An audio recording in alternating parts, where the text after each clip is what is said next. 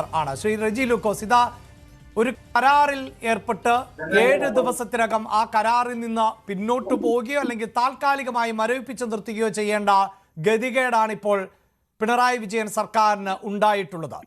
വേണ്ടത്ര അവധാനതയോടുകൂടി ഈ വിഷയത്തെ കൈകാര്യം ചെയ്തിരുന്നുവെങ്കിൽ ഇങ്ങനെ ഒരു നാണക്കേട് സർക്കാരിനുണ്ടാകുമായിരുന്നു. അഭിലാഷ്, ഇതിനകത്ത് നാണക്കേട് എന്നുള്ള വാക്ക് നിങ്ങൾ എങ്ങനെ ഉപയോഗിക്കുന്നത്? ഇത് ജനാധിപത്യ രാജ്യമല്ലേ? ജനാധിപത്യത്തിൽ കൂട്ടുകക്ഷികൾ തമ്മിലുള്ള ഭരണത്തിൽ അഭിപ്രായ വ്യത്യാസങ്ങൾ സ്വാഭാവികമാണ്. ഇപ്പോൾ 1900 അല്ലെങ്കിൽ അഭിവ്യക്ത കമ്മ്യൂണിസ്റ്റ് പാർട്ടികളിൽ നിന്നും 32 അംഗങ്ങൾ അടങ്ങുന്ന കമ്മ്യൂണിസ്റ്റ് പാർട്ടിയുടെ കേന്ദ്ര കമ്മിറ്റി അംഗങ്ങൾ പുറത്തു വന്ന് രൂപീകരിച്ച പാർട്ടിയാണ് കമ്മ്യൂണിസ്റ്റ് പാർട്ടിക്ക് വേണ്ടിയ മാർക്സിസ്റ്റ്. അതിനുശേഷം കമ്മ്യൂണിസ്റ്റ് CPIയും വിഭിന്നമായ രീതിയിൽ കേരളം ഭരിക്കുകയും അടിയന്തരാവസ്ഥക്കാലത്ത് CPIയുടെ മുഖ്യമന്ത്രി കേരളത്തിൽ ഭരണത്തിലിരിക്കുകയും കോൺഗ്രസിന്റെ ആഭ്യന്തരമന്ത്രിയായി കരുണാകരനും വാണകാലം നമുക്കറിയാം. പിന്നീട് 1979 PK വാസവൻ എന്ന CPIയുടെ മന്ത്രിയായി 1 വർഷം പൂർത്തീകരിക്കുന്നതിന് മുമ്പ് തന്നെ കമ്മ്യൂണിസ്റ്റ് ഐക്യത്തിന് വേണ്ടി അദ്ദേഹം രാജിവെക്കുകയും അതോടുകൂടി CPIയും IU ഉൾപ്പെടുന്ന LDF ഇടതുപക്ഷ ജനാധിപത്യ മുന്നണി രൂപീകരിച്ചു. 46 വർഷമായിട്ട് അത് മുന്നോട്ട് പോകുന്നു. ജനങ്ങളുടെ ഏറ്റവും കൂടുതൽ പ്രീതി നേടിയ സർക്കാരുകളെ കേരളത്തിൽ അവതരിപ്പിച്ചുകൊണ്ട് അത് മുന്നോട്ട് പോകുന്നു. ഈ CPIയുടെ എതിർപ്പ് ഇതിലും ഭയങ്കരമായ എതിർപ്പ് ഇതിനു മുമ്പ് ഉണ്ടായിട്ടുണ്ട്. ഇപ്പോ കഴിഞ്ഞ 1ാം പിണറായി സർക്കാരിന്റെ കാലത്ത് ബഹുമാനപ്പെട്ട അന്നത്തെ മന്ത്രിയായിരുന്ന കുവൈറ്റ് ചാണ്ടി അല്ലെങ്കിൽ തോമസ് ചാണ്ടി ഈ മന്ത്രിസഭയിൽ ഇരിക്കുന്നതിൽ തങ്ങൾക്ക് ബുദ്ധിമുട്ടുണ്ടെന്ന് പറഞ്ഞുകൊണ്ട് അന്നത്തെ റവന്യൂ മന്ത്രി ചന്ദ്രശേഖരന്റെ നേതൃത്വത്തിൽ മന്ത്രിസഭായോഗം തന്നെ ബഹിഷ്കരിച്ച ചരിത്രമുണ്ട്. അവസാനം അദ്ദേഹം രാജിവെക്കുകയും ആ പ്രശ്നം അങ്ങനെ പരിഹരിക്കപ്പെടുകയും ചെയ്തു. ഇപ്പോൾ ഇവിടെ എന്താ സംഭവിച്ചിരിക്കുന്നത്? ഇവിടെ PM ശ്രീ നടപ്പാക്കാൻ വേണ്ടിയിട്ട് വിദ്യാഭ്യാസ വകുപ്പ്, കേന്ദ്ര വിദ്യാഭ്യാസ വകുപ്പുമായിട്ട് ഒരു കരാറിൽ ഏർപ്പെട്ടു. സ്വാഭാവികമായിട്ട് CPIയുടെ പ്രതിഷേധം വലിയ രീതിയിൽ ഉയർന്നു.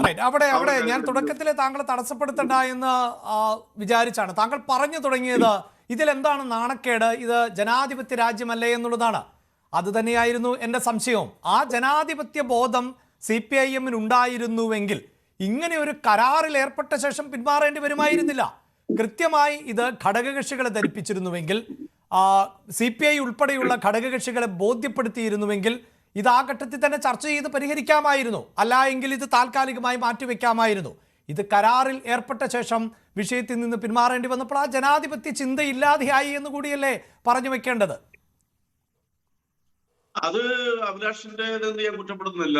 നിങ്ങളുടെ ജനാധിപത്യത്തെ കുറിച്ചുള്ള വിശദീകരണത്തിലില്ല അല്ലെങ്കിൽ കാഴ്ചപ്പാടിൽ തെറ്റാ. ജനാധിപത്യം എന്ന് പറയുന്നത് എന്താ? അഭിപ്രായ സ്വാതന്ത്ര്യവും അഭിപ്രായത്തിൽ വ്യത്യാസങ്ങളും ഉള്ള ഒരു അതിനുള്ള സ്വാതന്ത്ര്യമുള്ള ഒരു സംവിധാനമാണ് ജനാധിപത്യം എന്ന് പറയുന്നത്. അപ്പോൾ സ്വാഭാവികമായിട്ട് ഇങ്ങനെയൊക്കെ ഉണ്ട്. പിന്നെ ഇത് പിൻവലിച്ചു നിങ്ങൾക്ക് എവിടെ നിന്ന് കിട്ടിയ ന്യൂസ്? താൽക്കാലികമായിട്ട് അത് നിർത്തിവെച്ചിരിക്കുന്നു. 7 അംഗ വിദ്യാഭ്യാസ മന്ത്രി അധ്യക്ഷനായിട്ടുള്ള സമിതിയെ മന്ത്രിസഭ സമിതിയെ ഫോം ചെയ്ത് അത് അവരുടെ പഠനത്തിന് ശേഷം വേണോ വേണ്ടയോ എന്നുള്ളത് തീരുമാനിക്കും. അല്ലാണ്ട് പിൻവലിച്ചിട്ടൊന്നുമില്ല. പക്ഷേ ഞാൻ പൂർത്തിയിരിക്കുന്നത്, അതായത് അവിടെ CPIM നാണം കെട്ടു, CPIM പിൻവലിച്ചു എന്ന് പറഞ്ഞത് യാതൊരു അർത്ഥവുമില്ല. കാരണം ഞാൻ പറഞ്ഞല്ലോ, CPIM CPI ഉൾപ്പെടുന്ന LDF മുന്നണി അഭിപ്രായ വ്യത്യാസങ്ങളും അഭിപ്രായ ഐക്യങ്ങളൊക്കെ ഏത് രീതിയിൽ ഉണ്ടായാലും അഭിപ്രായ വ്യത്യാസങ്ങളൊക്കെ പരസ്പരം സംസാരിച്ച് തീർത്ത് മുന്നോട്ട് പോകുന്നതാണ്. അതാണ് തീർച്ചയായും അവിടെ ആ മുന്നണി സംവിധാനത്തെ താങ്കൾ പറയുന്നതിനോട് എനിക്കൊരു വിയോജിപ്പുമില്ല. പക്ഷേ ശ്രീ റെജി ലൂക്കോസ്, ഈ വിഷയം മാധ്യമങ്ങളിൽ ചർച്ചയ്ക്ക് വന്ന ഘട്ടം താങ്കൾക്ക് അറിവുണ്ടാകും. അന്ന് CPIയുടെ മന്ത്രിയായിട്ടുള്ള റവന്യൂ വകുപ്പ് എന്നത് എത്രത്തോളം പ്രധാനപ്പെട്ടതാണ് എന്ന് താങ്കൾക്കും അറിയാമല്ലോ. രാജനോട് മാധ്യമപ്രവർത്തകർ ചോദിക്കുമ്പോൾ അങ്ങനെ ഒരു വിഷയം ഓൺ ചെയ്തതായി ഞങ്ങൾക്കറിയില്ല എന്ന് മന്ത്രി പറയുന്നു. അതായത് ക്യാബിനറ്റ് അങ്ങനെ ഒരു തീരുമാനമെടുത്തിട്ടില്ല, ക്യാബിനറ്റിലെ മന്ത്രിമാർ അറിഞ്ഞിട്ടില്ല. ആ മന്ത്രിമാർ അറിയാതെയാണ് ഈ PM ശ്രീ പദ്ധതിയിൽ ഒപ്പുവെക്കുന്നത്. അങ്ങനെ ഒപ്പുവെച്ചതല്ലേ ഈ പ്രതിസന്ധിക്ക് കാരണം എന്നുള്ളതാണ്. അങ്ങനെ ഒപ്പുവെച്ചത് കൊണ്ടല്ലേ ഇപ്പോൾ ഈ പദ്ധതിയിൽ നിന്ന് താൽക്കാലികമായെങ്കിലും മരവിപ്പിച്ച് നിർത്തേണ്ട അവസ്ഥയിലേക്ക് എത്തിയത് സർക്കാർ? അല്ല, അതിനു മുമ്പ് ഒരു കരാറുണ്ടായിരുന്നു. അതായത് NEP ബന്ധപ്പെട്ട മറ്റൊരു കരാറിൽ ഈ സംസ്ഥാന സർക്കാർ ഒപ്പിട്ടിട്ടുണ്ട്. അത് PM ഉഷ എന്ന് പറയുന്ന ഒരു പദ്ധതിയാണ്. അതിന്റെ ഭാഗമായിട്ട് തന്നെ അതിൽ വിദ്യാഭ്യാസ മേഖലകളിലും കാർഷിക മേഖലകളിലെ വിദ്യാഭ്യാസ സെഗ്മെന്റിലൊക്കെ അത് നടപ്പാക്കിയിട്ടുണ്ട്. അന്ന് ഈ CPIക്ക് എതിർപ്പില്ലായിരുന്നു. അതിന്റെ മറ്റൊരു പതിപ്പായ PM ശ്രീ വന്നപ്പോഴാണ് എതിർപ്പ്. ഞാൻ അവരുടെ എതിർപ്പിനെ പുച്ഛത്തോടുകൂടി കാണുന്നില്ല. അവർക്ക് അതിന്റെ സ്വാതന്ത്ര്യമുണ്ട്. സ്വാഭാവികമായിട്ടും അവർക്ക് കുറെ ആശങ്കകളുണ്ട്. പിന്നെ കേരളത്തിന് പറഞ്ഞ കാര്യം, അദ്ദേഹം ഒരുപക്ഷെ ഒപ്പിട്ട് അറിഞ്ഞിട്ടില്ലായിരിക്കാം, ഞാൻ നിഷേധിക്കുന്നില്ല. പക്ഷേ ഇത് വിദ്യാഭ്യാസ വകുപ്പുമായിട്ട് ബന്ധപ്പെട്ട കാര്യങ്ങളാണ്. ആ വിദ്യാഭ്യാസ വകുപ്പുമായിട്ട് ബന്ധപ്പെട്ട കാര്യത്തില് PM ഉഷ എന്ന് പറയുന്ന പദ്ധതി ഓൾറെഡി തന്നെ എതിർപ്പില്ലാതെ കൊണ്ട് ഈ NEP-യിൽപ്പെട്ട ഒരു പദ്ധതി നടപ്പാക്കിയപ്പോൾ അതേ NEP താങ്കൾ എങ്ങനെയാണ് ഇത്തരത്തിലൊരു ന്യായീകരണവുമായി മുന്നോട്ട് പോകുന്നത് എന്ന് എനിക്കറിയില്ല. കാരണം PM ശ്രീ പദ്ധതി എന്നത് രാജ്യവ്യാപകമായി ചർച്ച ചെയ്യപ്പെടുന്ന ഒരു വിഷയമാണ്. അവിടെ കൃത്യമായി എതിർപ്പുന്നയിക്കുന്ന സംസ്ഥാനങ്ങൾ, ആ പദ്ധതിയുടെ ഭാഗമാകാത്ത ഒരു സംസ്ഥാനം, അതൊരു രാഷ്ട്രീയ നിലപാടിന്റെ കൂടി ഭാഗമായി കേരളം അതിശക്തമായി എതിർക്കുന്നു ആ പദ്ധതി എന്നുള്ളതായിരുന്നു നിലപാട്. അങ്ങനെയുള്ള ഒരു പദ്ധതിയുടെ ഭാഗമാകുന്നത് സംസ്ഥാനത്തെ മന്ത്രിസഭയിലെ മന്ത്രിമാർ അറിഞ്ഞില്ല എന്ന് പറയുമ്പോൾ അതൊരു നീതിയുക്തമായ അല്ലെങ്കിൽ യുക്തിക്ക് നിരക്കുന്ന ഒരു മറുപടിയാണോ? അത് ചർച്ച ചെയ്യാൻ തയ്യാറായില്ല, മന്ത്രിമാരെ ധരിപ്പിച്ചില്ല, മന്ത്രിമാർ അറിയാതെ ആ പദ്ധതിയിൽ ഒപ്പിട്ടു, അതല്ലേ വസ്തുത? അല്ലത് അത് ഞാൻ പറഞ്ഞ് പൂർത്തിരിക്കേണ്ട അഭിലാഷേ. അതായത് PM ഉഷ എന്ന് പറയുന്ന കുറച്ചുകൂടി ഗ്രാവിറ്റി കൂടിയ പദ്ധതിയിൽ നടപ്പാക്കിയപ്പോൾ അത് CPIയുടെ തന്നെ കാർഷിക സർവകലാശാലയുമായിട്ട് ബന്ധപ്പെട്ട വിദ്യാഭ്യാസ മേഖലയായിട്ട് ബന്ധപ്പെട്ടിടത്തൊക്കെ അത് ഓൾറെഡി ഇംപ്ലിമെന്റ് ചെയ്ത് കഴിഞ്ഞു. അതിന്റെ പേരിൽ ഒരു സമരം വരെ കഴിഞ്ഞ ദിവസം ഉണ്ടായി. ഞാൻ പറയുന്നത് അങ്ങനെ ഒരു എതിർപ്പില്ലാത്തടത്ത് PM ശ്രീ നടപ്പാക്കുമ്പോൾ എതിർപ്പില്ല എന്നുള്ള ധാരണയിൽ വിദ്യാഭ്യാസ വകുപ്പ് ഒപ്പിട്ടു. അതിനെന്താ എത്ര തെറ്റിരിക്കുന്നത്? അത് അവരെ സംബന്ധിച്ചുള്ള അവർക്ക് അത് ബുദ്ധിമുട്ടുണ്ടാക്കി. അത് പരിഹരിച്ച് ആ പ്രശ്നം മുന്നോട്ട് പോകുന്നു. ഇവിടെ ഇപ്പം സംഭവം എന്താണ്? ഇവിടെ കണ്ണിൽ എണ്ണ ഒഴിച്ച് എവിടുന്നെങ്കിലും ഒരു കറുത്ത മുഖം വരുമോ ഇടതുപക്ഷം നമ്മൾ നോക്കിയിരുന്ന മാധ്യമങ്ങൾ, നിലവിലുള്ള മാധ്യമങ്ങളാണ് നിരാശരായി പോയത്. അതുകൊണ്ടാണ് നിങ്ങൾ അതെങ്ങനെയാണ് ശ്രീ റെജി ലൂക്കോസ്, മാധ്യമങ്ങളാണോ ഇതിൽ വിയോജിപ്പറിയിച്ച്?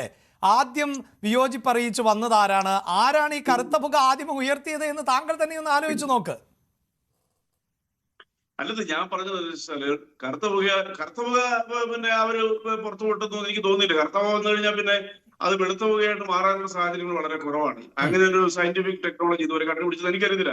ഇവിടെ CPI ഇപ്പൊ എടുത്തിരിക്കുന്ന തീരുമാനം വളരെ വണ്ടർഫുള്ളാണ്. അവരുടെ ആശങ്ക ഒഴിഞ്ഞു. തന്നെയുമല്ല, നിങ്ങൾ ശ്രദ്ധിക്കേണ്ട കാര്യം പറയാം.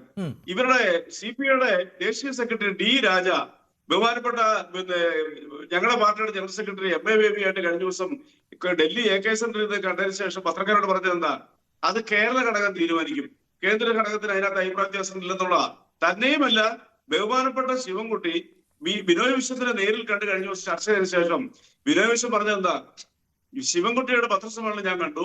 ഒരു കാരണവശാലും കാവ്യവൽക്കരണം അല്ലെങ്കിൽ കേന്ദ്ര സർക്കാരിന്റെ കാവ്യ അജണ്ട കേരളത്തിൽ നടപ്പാക്കില്ല എന്ന് ഉറപ്പ് വന്നിട്ടുണ്ട്. ഞങ്ങൾ അതിൽ വിശ്വസിക്കുന്നു എന്നാണ് അദ്ദേഹം പറഞ്ഞത്. അപ്പോൾ അദ്ദേഹത്തിന് അതിന്റെ ബോധ്യമായിട്ടുണ്ട്. പക്ഷെ അവര് നിലപാടിനുള്ളൊരു ഉറപ്പ് ഇന്നത്തെ മന്ത്രിസഭാ യോഗത്തിന് മുമ്പ് അവരും മുഖ്യമന്ത്രിയും ഒക്കെ ആയിട്ട് നടത്തിയ ചർച്ച, MA ഒക്കെ ആയിട്ട് നടത്തിയ ചർച്ചയിൽ അവർക്ക് ബോധ്യപ്പെട്ടു. അത് താൽക്കാലികമായിട്ട് മരവിപ്പിച്ചു നിർത്തിയിരിക്കുന്നു. യെസ്, എന്തായാലും താങ്കൾ ഈ പറയുന്നത് പോലെ CPIക്ക് മാത്രമായിരുന്നില്ല, CPIഎമ്മിന്റെ വിദ്യാർത്ഥി സംഘടനയായ SFIക്കും ഇത് അത്രമേൽ ബോധ്യപ്പെട്ടിരുന്നില്ല, അല്ലെങ്കിൽ അവരും അറിഞ്ഞിരുന്നില്ല, അവരും പിന്തുണച്ചിരുന്നില്ല എന്നത് കൂടി ഒന്ന് ചേർത്ത് വെച്ച് പോവുകയാണ്. ഞാൻ താങ്കളിലേക്ക് വരാം. ശ്രീ അധിൻ, ഇവിടെ ഇതാ CPIക്ക് കാര്യങ്ങൾ ബോധ്യപ്പെട്ടിരിക്കുന്നു, അവർ തൃപ്തരാണ് എന്ന മട്ടിലുള്ള പ്രതികരണം ശ്രീ റെജി ലൂക്കോസിന്റെ ഭാഗത്ത് നിന്നുണ്ടായിട്ടുണ്ട്. അത് മാത്രമല്ല, ഇതിലൊരു ജനാധിപത്യ വിരുദ്ധമായി ഒന്നും നടന്നിട്ടില്ല എന്നുള്ളതാണ്. ജനാധിപത്യ വിരുദ്ധമായിട്ടല്ല നടന്നത് എങ്കിൽ ഈ വിഷയം കഴിഞ്ഞ 7 ദിവസമായി മാധ്യമങ്ങൾക്ക് ചർച്ച ചെയ്യേണ്ടതായി വരില്ലായിരുന്നു. CPIയുടെ പല നേതാക്കളും ഇത്തരത്തിൽ പ്രതികരിക്കേണ്ടതായി വരില്ലായിരുന്നു.